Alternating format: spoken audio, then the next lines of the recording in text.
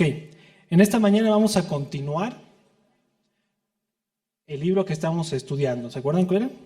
Efesios, ¿verdad? Entonces vamos a ir a la carta de Efesios, ¿sí? Antes de entrar al pasaje, permítanme hacerles recuerdo de qué estamos hablando, qué estamos viendo en la carta de Efesios, ¿ok? La carta de Efesios es una carta considerada como una carta de Pablo para la iglesia, para la edificación de la iglesia. Es una carta que si sacamos del Nuevo Testamento, estaríamos en serios problemas. Es una carta que de principio a fin nos muestra verdades que tal vez en algún momento no hubiéramos entendido. ¿Sí? Es una carta que nos muestra los fundamentos para la construcción de una iglesia. ¿Ok? La pregunta que les hago en esta mañana, esta carta está dirigida a la iglesia de Éfeso, pero también está dirigida a nosotros, ¿sí? Así como nuestra respuesta es positiva, por consiguiente, es nuestra responsabilidad seguir el consejo de Dios a través de esta carta y obviamente a través de toda la Biblia, porque es útil para exhortar, corregir e instruir. ¿Sí? Entonces, bajo esta premisa, sigamos viendo a través de esta carta cómo Dios habla por medio de Pablo a su iglesia. ¿Sí? Vamos al capítulo 4, versículos del 17 al 24. Este va a ser nuestro pasaje del día de hoy. Versículo 17. Esto pues digo y requiero en el Señor, que ya no andéis como los otros gentiles, que andan en la vanidad de su mente, teniendo el entendimiento entenebrecido, ajenos a la vida de Dios por la ignorancia que en ellos hay, por la dureza de su corazón, los cuales, después que perdieron toda sensibilidad, se entregaron a la lascivia para cometer con avidez toda clase de impureza. Mas vosotros no habéis aprendido así a Cristo, si en verdad habéis oído, y habéis sido por Él enseñados, conforme a la verdad que está en Jesús. En cuanto a la pasada manera de vivir, despojaos del viejo hombre, que está viciado conforme a los deseos engañosos, y renovaos en el espíritu de vuestra mente, y vestíos del nuevo hombre, creado según Dios en la justicia y santidad de la verdad. Hasta ahí vamos a leer. Amén. Oremos.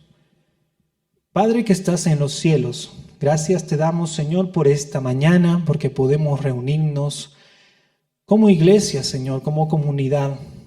Padre, en esta mañana, háblanos, Señor, a través de tu palabra. Dispón nuestros corazones, nuestra mente, Señor, para ser exhortados por tu palabra, para ser corregidos, para ser instruidos, Señor. Padre, utiliza mi boca, Señor, para dar todo el consejo que tú tienes, Señor, en tu palabra. Que seas tú exaltado en esta mañana, Señor. Padre, gracias. Gracias por habernos traído, Señor, para escuchar tu palabra. Dice a la gloria, Señor. Amén. Antes de que exponga este pasaje, permítame también hacer un pequeño resumen recordando aquellos fundamentos que ya daba al inicio. 1. Un fundamento importante que la carta de Éfeso, o la carta a los Efesios, nos da, es la identidad. ¿Ok? La identidad está claramente visible en el capítulo 1. ¿Recuerdan las dos palabras que mencionó Joaquín cuando expuso el primer capítulo? En Cristo. Nuestra identidad está sujeta en Cristo. Y a través de esa gran verdad, Pablo nos empieza a mostrar qué es lo que pasa en Cristo. Y tenemos, nos escogió, nos predestinó y nos da promesas. Eso es parte de lo que vemos en el capítulo 1. Y termina el capítulo 1 con la obra de la salvación hecha por toda la Trinidad. Dios nos escoge en Cristo y el Espíritu Santo es el sello, la garantía de la redención. Pablo fundamenta esta verdad bíblica, esta verdad teológica como la construcción para una iglesia. ¿Ok? En el segundo capítulo, Pablo sigue mostrándonos a través de este capítulo esa gracia que ha alcanzado. Tenemos nosotros ese pasaje tan hermoso, ¿no? Por gracia sois salvos por medio de la fe. Y esto no es de vosotros. ¿Sí? No por obras para que nadie se gloríe. Ese es nuestro gran versículo, nuestro gran pasaje. Pero también Pablo nos habla en el capítulo 2 de que ese mensaje estaba oculto. Era un misterio. ¿Para quién? Para el pueblo gentil.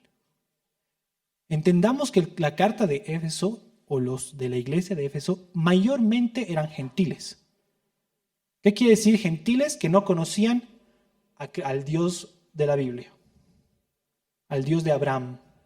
En ese contexto, el pueblo judío era uno, y todo lo que no era del pueblo judío o pueblo israelita era gentil. Esta iglesia era conforme a la mayoría, conformados por un pueblo gentil. Nosotros también somos un pueblo gentil, porque no tenemos descendencia judía. Entonces también es aplicable a nosotros, a menos de que alguien sí tenga descendencia judía. Pero Pablo en este capítulo nos dice que ese misterio estaba oculto y ahora es revelado para ser alcanzados por el Evangelio. En el capítulo 3 vuelve a mencionarnos esta división de pueblos, pero también nos muestra de que ya no hay una pared que divide, sino esa pared se ha derrumbado. Ya no hay nada que divida eso. Y Pablo ha sido el encargado de llevar el mensaje a ese pueblo gentil. Entonces entramos al capítulo 4 donde hemos leído nuestro pasaje. Pero antes de nuestro pasaje, sigue fundamentando Pablo que la práctica del creyente, la vida del creyente, está en la unidad del Espíritu. Pablo está cerrando toda esta parte de información teológica con un punto, la unidad del Espíritu. ¿Sí? Les estoy haciendo un resumen rápido para que no olvidemos dónde estamos parados. El Espíritu Santo es quien conduce al verdadero creyente a caminar la vida debajo del sol con esperanza. Eso es lo que vemos al principio del capítulo 4. Entendiendo esta figura, entramos a nuestro pasaje. Pero antes, permítame llevarles a que imaginemos algo. Ven una puerta. Imagínense una puerta muy bonita. Esa puerta es funcional si se abre o se cierra. Es funcional si se abre o se cierra. Si está cerrada, no funciona. La puerta se ha hecho para eso, para entrar o salir. ¿Qué es lo que permite que la puerta se abra y se cierre? Las bisagras. ¿Sí? El capítulo 4 tiene 3 bisagras fundamentales para hacer esa transición, esa entrada de toda la información teológica que hemos visto hasta ahí a la vida práctica. No podemos separar los fundamentos teológicos de la vida práctica del creyente. Si separamos, somos legalistas o somos moralistas. Debemos vivir íntegramente con ese conocimiento. Y es lo que hace Pablo. Capítulo 4 hace eso. Está dejando de lado ya ese fundamento teológico que hemos ido viendo y nos están introduciendo a la vida práctica. No es separado. Así como hemos visto esa verdad bíblica que a nosotros nos gusta escuchar, de que somos escogidos, somos predestinados, en el capítulo 4 también nos habla de los dones del Espíritu, que conforman los fundamentos de una iglesia, y en este caso de nuestra iglesia. Entonces, la bisagra número 1 que les quiero mencionar son los dones del Espíritu Santo, que eso nos enseña el versículo 11 del capítulo 4. Y hoy, en nuestro pasaje, la segunda bisagra es el de despojarnos. ¿Sí? Versículo 17. Esto pues digo y requiero en el Señor, que ya no andéis como los otros gentiles que andan en la vanidad de su mente, teniendo, el 18, el entendimiento entenebrecido, ajenos de la vida de Dios por ignorancia que en ellos hay, por la dureza de su corazón, los cuales, después de que perdieron toda sensibilidad, se entregaron a las lascivias para cometer con avidez toda clase de impureza. Vamos a ir exponiendo versículo por versículo. Versículo 17. Esto pues digo y requiero en el Señor, que ya no andéis como los otros gentiles que andan en la vanidad de su mente. Pablo recuerda a la iglesia y por ende a nuestra iglesia que hay dos tipos de gentiles. Y nos hace la comparación, que ya no andéis como los otros gentiles. En el contexto, los gentiles, vuelvo a recalcarles, eran aquellos que no tenían conocimiento de Dios. Recordemos esa palabra que nos está diciendo, vanidad de su mente. Vanidad, ¿qué quiere decir? ¿Se acuerdan? Vacío. Viene de la palabra metalodoxia, que es vacío. El salmista, ¿se acuerdan en Eclesiastés 1:1 que dice? Vanidad de vanidades, dijo el predicador. Vanidad de vanidades, todo es vanidad. Una vida debajo del sol, fuera de Dios, es vanidad. Está vacía.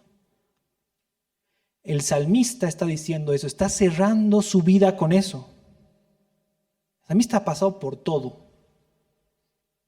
Era el hombre más poderoso de la tierra en ese momento. Tenía sabiduría, riquezas, pero todo era vanidad, sin Dios. Acá nos está diciendo vanidad de mente. Una mente vacía es una mente que está enfocada en los placeres terrenales. Queridos hermanos, es importante que vayamos viendo esto. ¿Cómo está nuestra mente? ¿En qué está ocupada nuestra mente? ¿En los placeres terrenales o en Cristo? Dejo esta pregunta acá y la vamos a ir respondiendo. Eso es lo que Pablo nos está diciendo. Estos gentiles, estos otros gentiles, andan en una mente vacía. Al leer este pasaje, se me viene a la cabeza Romanos capítulo 1, versículos del 18 al 32. ¿Se acuerdan? También muchos los conocemos, ¿sí?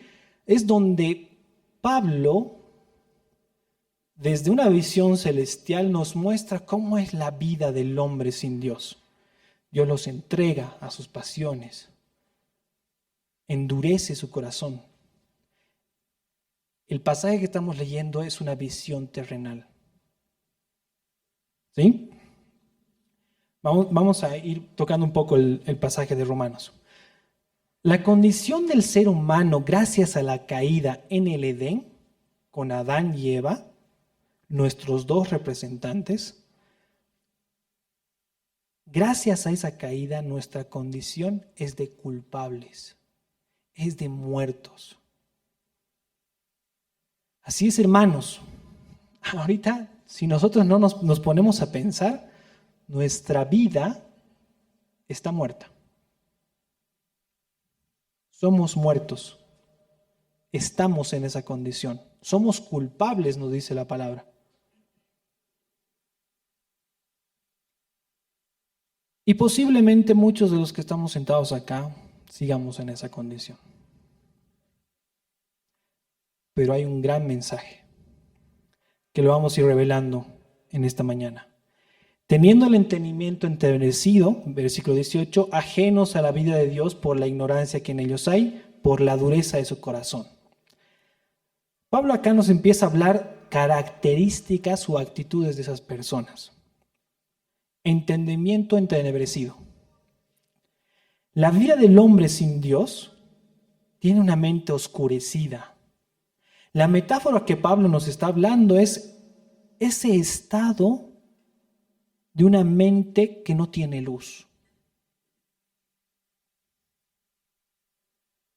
que no tiene la luz del Evangelio.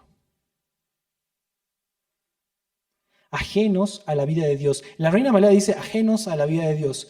La Nueva Traducción Viviente dice vagan lejos de la vida que Dios ofrece.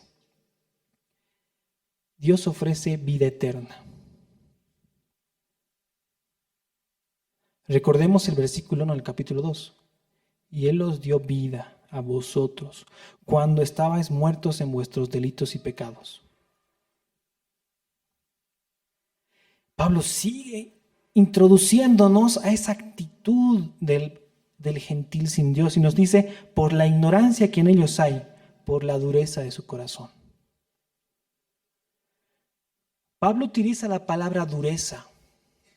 En español pierde un poco la fuerza de la palabra. En griego viene de porosis. Y la raíz es poro, que quiere decir que es una piedra más dura que el mármol en ese contexto. Para Pablo la frase da fuerza cuando quiere decir que un corazón, como una piedra dura, pierde todo tipo de sensibilidad. Y eso es lo que hace el pecado. Vuelvo a recordarles, Romanos capítulo 1 del 18 al 31. Mientras va cayendo el hombre en su pecado, pierde toda sensibilidad. Versículo 19, los cuales después que perdieron toda sensibilidad, se entregaron a las lascivias para cometer con avidez toda clase de impureza. Perdiendo la sensibilidad por el pecado, porque continuamos practicando el pecado, lo hacemos de forma abierta pensando que ya es bueno. Así es. El pecado nos va a ir reinando si lo practicamos. Y es lo que pasa cuando alguien no tiene el Evangelio en su corazón. Probablemente, digamos, querido hermano, estás exagerando. Yo no soy tan malo como otros. Déjenme leerles el versículo 28 al 32 de Romanos capítulo 1. Y como ellos no aprobaron tener en cuenta a Dios, Dios los entregó a una mente reprobada, para hacer cosas que no convienen, estando atestados de toda injusticia, fornicación, perversidad, avaricia, maldad, llenos de envidia, homicidios, contiendas, engaños y malignidades, murmuradores, detractores, aborrecedores de Dios, injurios, soberbios, altivos, inventores de males, desobedientes a los padres, necios, desleales, sin afecto natural, implacables, sin misericordia, quienes habiendo entendido el juicio de Dios, que los que practican tales cosas son dignos de muerte, no solo lo hacen, sino que también se complacen con los que lo practican. ¿Entienden eso? Es una vida abierta al pecado. Amigos, con todo amor y compasión que tengo, les debo decir lo siguiente. Muchos acá, sentados, estamos con esos corazones. Y estoy consciente de que ustedes están peleando con su conciencia. Deben de estar diciendo, no, yo no soy tan malo como el otro. Estamos describiendo muchas cosas que yo no practico. aberraciones sexuales, por favor. Yo no hago eso. Hermanos, se mienten a sí mismos y mienten a Dios.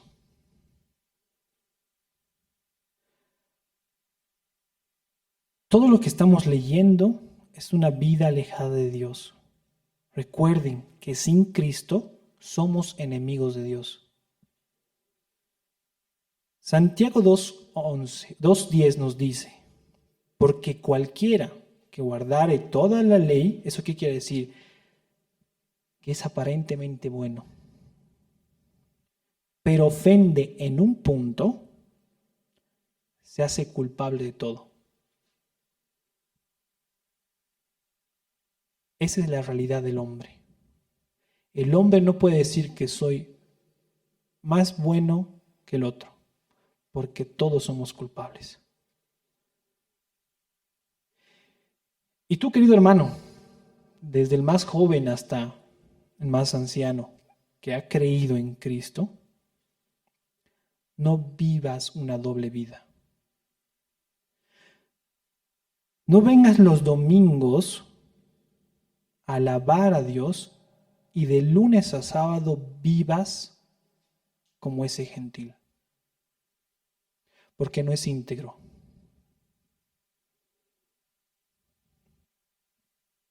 Mas vosotros no habéis aprendido así de Cristo. Versículo 20.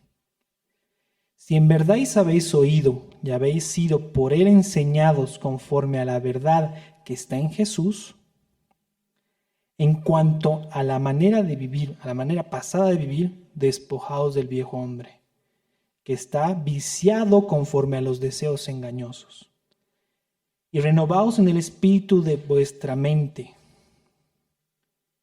y vestidos del nuevo hombre, creados según Dios, en la justicia y santidad de la verdad. ¿Qué nos quiere decir el versículo 20 y 21, Pablo? Aprendiendo así a Cristo.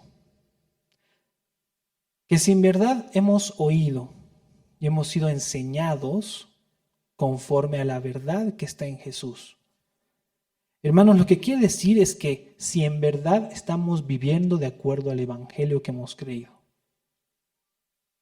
Recordemos que Dios, en su amor, en su gran amor, envió al Rey de Reyes, Señor de señores. Colosenses nos dice que en Cristo y por Cristo y para Cristo fueron hechas todas las cosas. En su gran amor Dios envió a Jesús. Sentado en el trono se hizo siervo.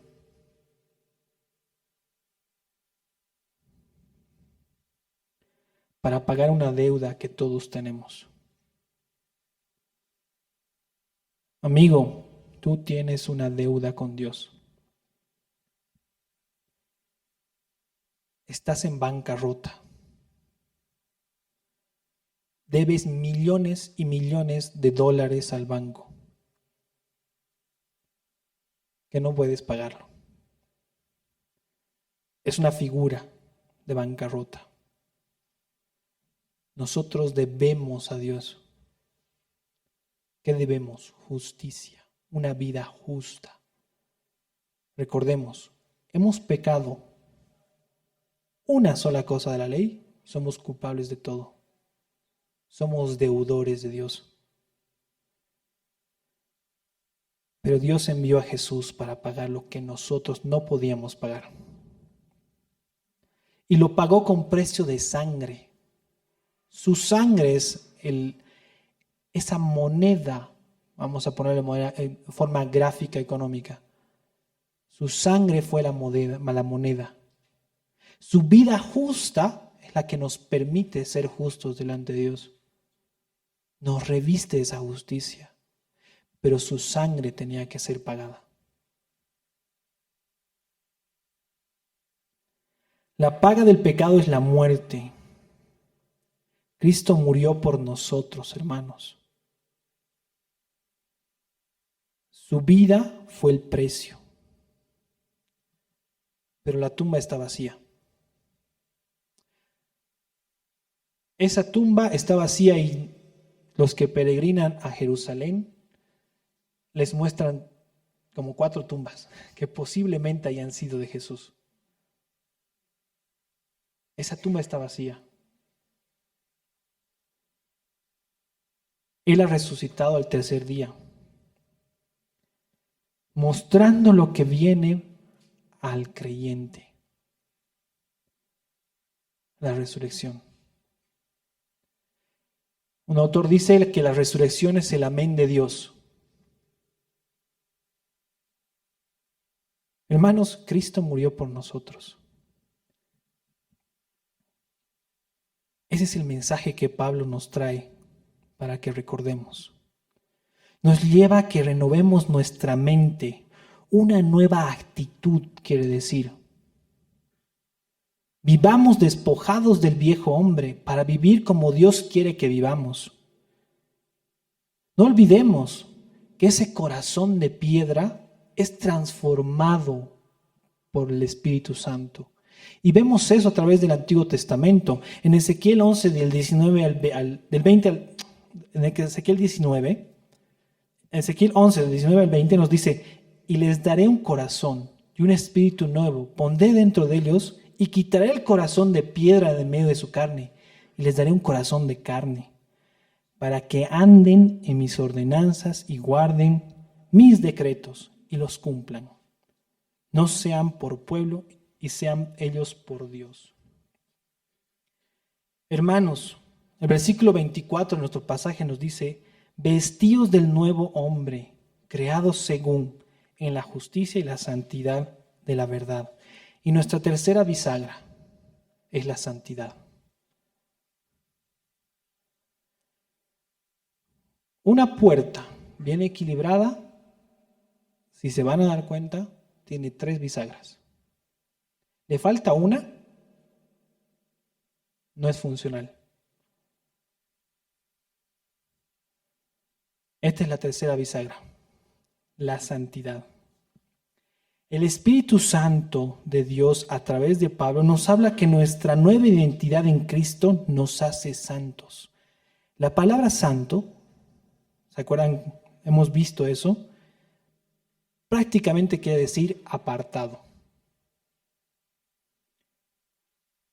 Pablo, a partir de este capítulo, nos muestra que el que vive en el Espíritu, que cree en el Evangelio, se ha rendido ante el Evangelio, es apartado.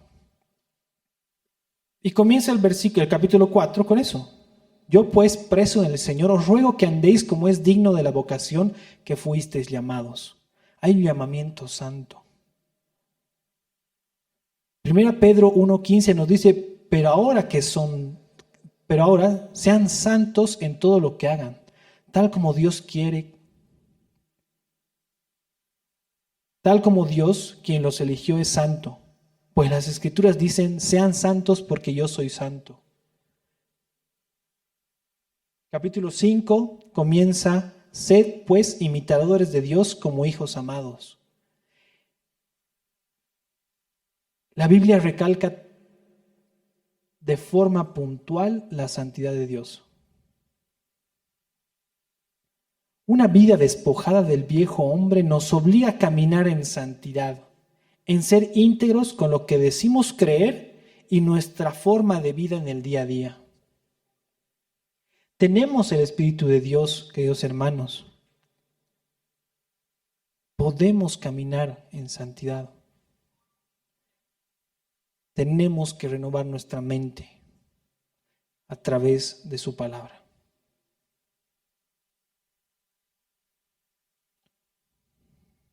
Amigos, hoy es el llamado a que reconozcan ese estado delante de Dios y que vayas a los pies de Cristo y pidas perdón porque eres culpable de toda la ley y que confíes en Cristo, quien vivió una vida justa, sin mancha, para pagar nuestro rescate. Cree, confía en Jesús, despoja ese viejo hombre y vive de acuerdo al Evangelio. Hermano, recuerda que eres una nueva criatura en Cristo Jesús. No tengas una doble vida, porque no das la gloria a Dios así.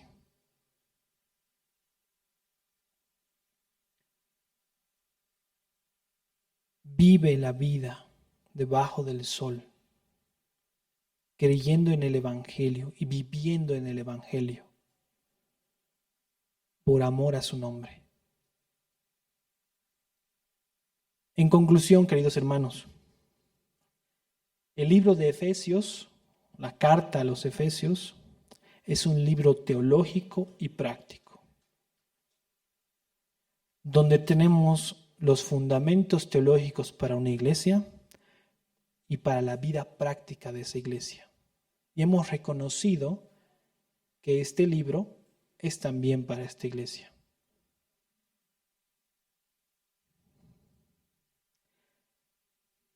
Tenemos la instrucción y tenemos los imperativos que nos llevan a vivir una vida que dé la gloria a Dios. Oremos. Padre que estás en los cielos, gracias te damos, Señor, porque tú eres bueno y a través de tu palabra nos muestras, Señor, que hemos sido llamados para vivir una vida santa, que hemos sido llamados por tu misericordia, por tu gracia, por tu amor en Cristo, para hacer luz en medio de la oscuridad. Padre, que sea tu Espíritu quien nos lleve a vivir de acuerdo a tu voluntad. Que seamos activos día a día para darte la gloria a ti, Señor, y no buscar nuestra gloria. Dejar de vivir como aquellos que no tienen a Dios en su corazón y en su mente. Padre, perdónanos. Perdona nuestra manera de vivir, Señor. Transfórmanos día a día, Señor. Cada día el Evangelio brille más en nuestra vida. Que tú brilles más, Señor, en nuestra vida. Y no nosotros. Y cuando lleguemos delante de ti, Señor, tú nos digas, buen siervo.